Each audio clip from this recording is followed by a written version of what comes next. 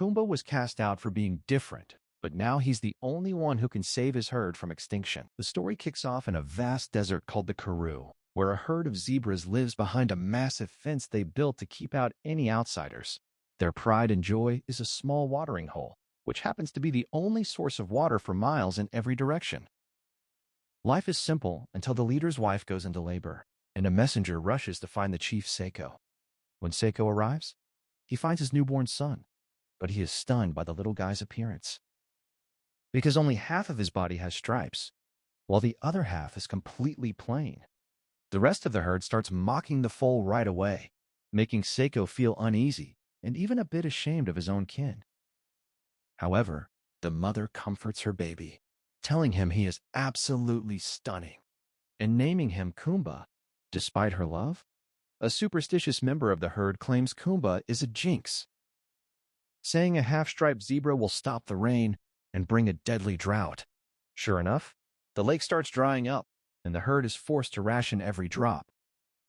Seiko gathers his inner circle and tells them they need to scout for a new home before the water runs out completely. By now, Kumba has grown up and spends his time playing with his friend Tombi. But the other zebras never let him forget his stripes, or lack thereof. Blaming him for the dry spell, feeling like a total outcast, Kumba pulls away, even ignoring Tumbas' attempts to cheer him up. While wandering, he follows an insect toward the perimeter fence where he finds a bunch of thirsty animals begging for a drink. Being the kind soul he is, Kumba offers them his own share of water and opens the gate. But he is shocked when a huge crowd rushes in. The rest of the herd charges over and kicks the outsiders out, declaring the water is for zebras only. Suddenly, a terrifying leopard named Fango appears and pounces on the retreating animals, before turning his sights on Kumba. Luckily, the herd slams the fence shut just in time. Seiko is furious and punishes his son by cutting his water ration in half. Kumba heads to his mother's side, feeling defeated. But she tells him he is perfect just the way he is. She shares an old legend about how zebras used to be plain, until one brave zebra left the desert and found a magical pond. After taking a dip, he came out with beautiful stripes, and eventually the whole herd followed suit to look just like him. This story sparks a flame of hope in Kumba, making him believe he can finally fit in if he finds that pond. His mother tries to explain that the point of the story is to embrace being unique. But Kumba is already obsessed with finding a way to stop the bullying. He finds an old map of the desert and tries to pinpoint the magical watering's location. But his world comes crashing down when he finds the herd gathered around his mother's lifeless body. Devastated and blaming himself for all the misfortune, Kumba decides to leave the safety of the fence and promises not to return until he is fully striped. Outside the fence, he meets a wild dog named Skalk, who claims he has a secret recipe that can change Kumba's look in seconds. Kumba is thrilled and follows him. But little does he know Skalk is just leading him into a trap so his pack can have a zebra dinner. On the way, they run into a wildebeest named Mama V and an ostrich named Bradley, who realize Skalk is playing him.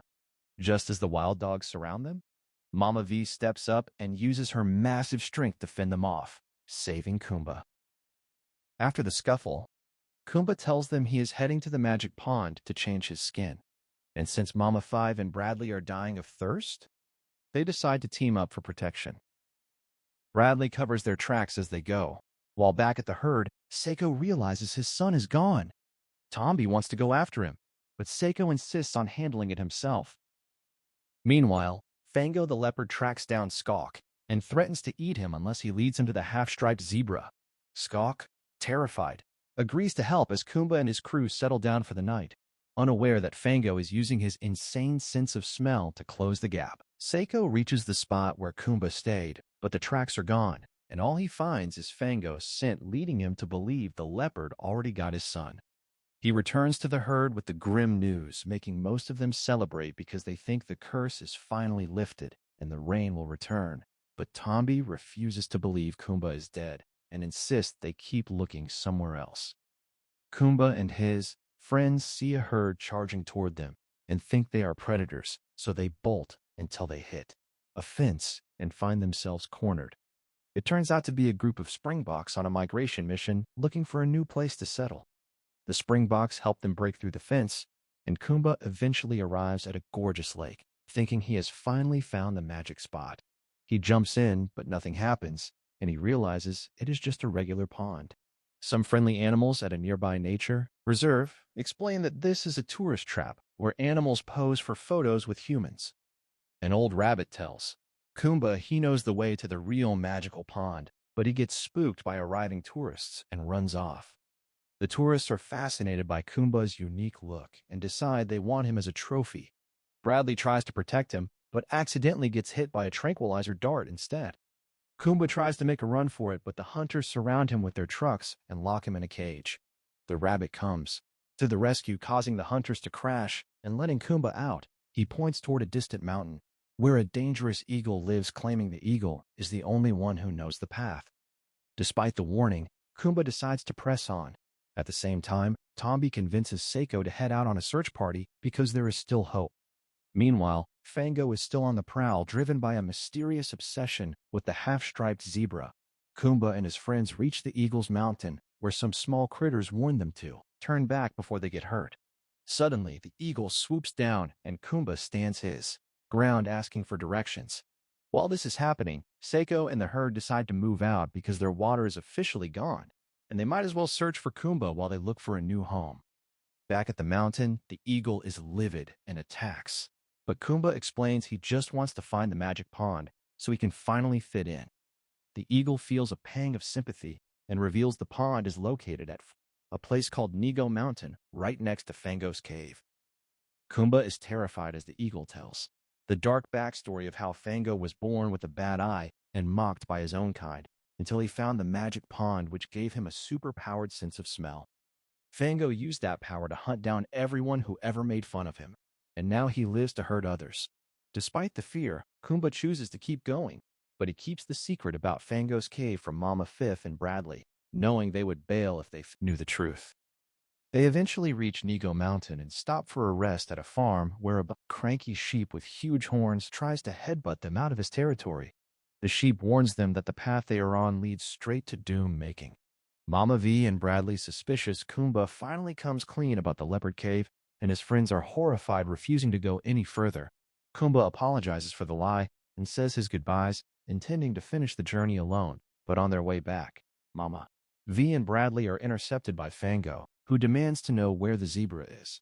They try to run, but he catches them easily, so they point him toward the cave, hoping Kumba can handle it. Fango rushes off, and Mama V realizes they cannot leave their friend to face the monster alone. Kumba treks through a barren wasteland with no food or water, eventually collapsing from exhaustion. Just when things look bleak, the animal he helped at the beginning shows up with some food and offers to guide him the rest of the way. Meanwhile, Seiko and the herd run into the rabbit, who tells them Kumba is heading straight for Fango's lair, making Seiko race against time to save his son. Kumba arrives at the cave just as a massive storm begins to brew, and a lightning strike fries a tree in his path, but he pushes forward and finds ancient cave paintings that prove his mother's legend was true. He navigates through a narrow tunnel and finally discovers the legendary magical pond in a hidden grotto. Seiko arrives, but the tunnel is too small for him to fit through, so he has to watch from the outside as Mama Fee and Bradley show up to help. Kumba stands at the edge of the water ready to take the grass plunge, but he hesitates at the very last second, realizing that if he gets his stripes, he will just be like everyone else and lose what makes him special. Right then, Fango emerges from the shadows, revealing he has been waiting for this moment. He tells Kumba about a prophecy that says a leopard who eats a half-striped zebra will become the most powerful predator on Earth. Fango lunges, and a high-stakes chase begins through the crumbling cave. Kumba uses his agility to lead the leopard into narrow gaps, causing Fango to crash into the walls and trigger a massive cave, and the entire place starts to fall apart, and water begins bursting through the cracks as the animals outside watch in horror. Kumba makes a final move, kicking Fango off a cliff just as a massive boulder falls and crushes the leopard for good. The mountain collapses, and Kumba is swept away by a flood of water coming from the mountain. The animals find him unconscious and fear the worst. But suddenly, the sky opens up, and it starts to pour rain. Kumba wakes up to the sound of his friends and family celebrating his survival, and Tombi rushes to his side.